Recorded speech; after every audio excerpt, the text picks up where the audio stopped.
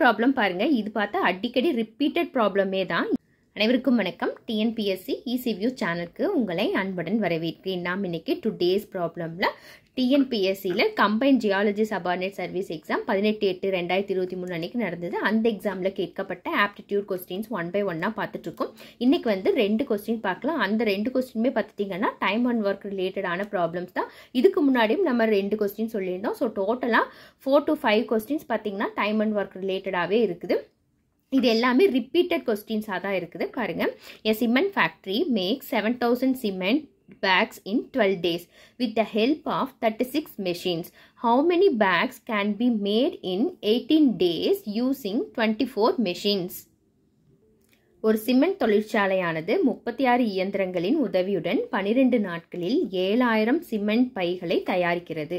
24 இயந்திரங்களை பயன்படுத்தி 18 நாட்களில் எத்தனை சிமெண்ட் பைகளை தயாரிக்கலாம் அப்படின்னு கேட்டிருக்காங்க. 4 சாய்ஸஸ் கொடுத்துருக்காங்க.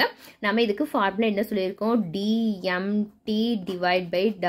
அப்படின்னு சொல்லியிருக்கோம். டிங்கிறது டே, எம்ங்கிறது வந்து மென், டீங்கிறது டைம், டபிள்யூங்கிறது ஒர்க்கு. இதை வந்து நம்ம எப்படி கம்பேர் பண்ணோம்னா D1 M1 T1 /W1, இங்கே வந்து D2 M2 T2 /W2 அப்படின்னு சொல்லுவோம்.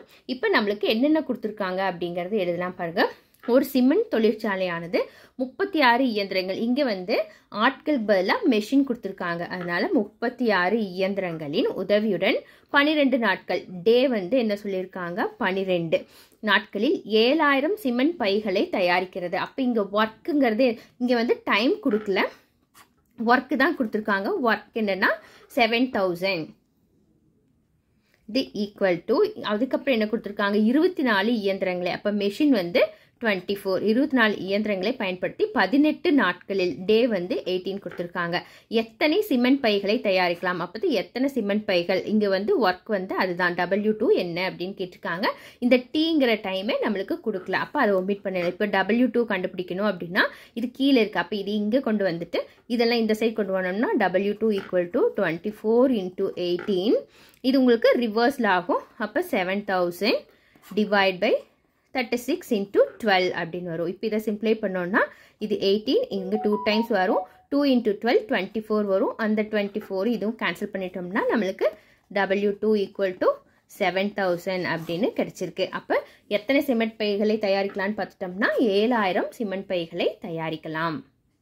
இந்த 6th ப்ராப்ளம் பாருங்க. இது பார்த்தா அடிக்கடி ரிப்பீட்டட் ப்ராப்ளமே தான். If 5 persons can do 5 jobs in 5 days, then 50 persons can do 50 jobs in dash days அப்படின்னு கேட்டிருக்காங்க.